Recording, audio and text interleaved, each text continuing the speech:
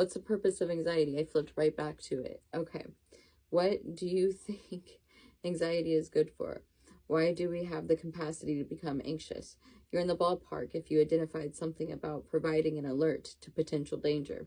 It's to identify potential problems and threats before they develop into a full-blown crisis so that we can devise solutions to live more safely. Yes, and this is like how I think. Like, I'm actually like, I wake up and I start looking for the problem, and then I'm like, who's ready to solve it? And that is something very annoying for most people who have like been around me for a long time. They start to realize, like, are you ever not trying to like fix something? I'm like, no, I can't not notice it, and it needs to be fixed. And like, is that a way of being hyper controlling? I like seeing all the issues and wanting it to be, because I feel like because I just want life to be easier, and if I see like something could make it easier, then I feel like we should be doing it. But then it's like hard to convince everyone else that this way of life would feel and be so much like simpler, more peaceful, like just simple suggestions. And people aren't ready for those. They're not ready to be suggested things, you know.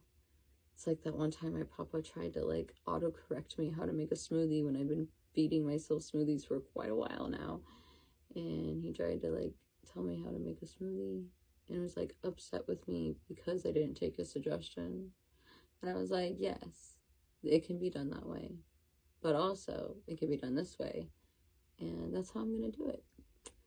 And then it was like they were mad that I didn't do what they told me to, and I'm like, okay, like I didn't ask you to tell me what to do. I was already doing it this way before.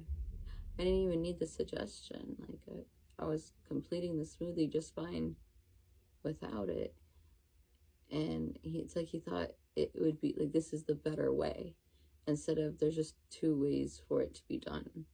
And I guess that would be a mindset shift, right? Shifting the mindset instead of being like, it can only be done one way and my way is the best and only way that should be done. I'm just like, it can be done many different ways.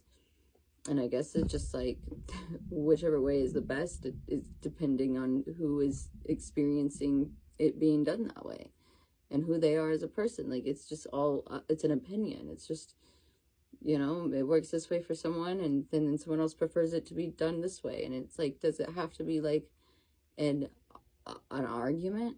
And I'm not even talking about my papa and me and him and the smoothie machine thing. It's just an example, guys.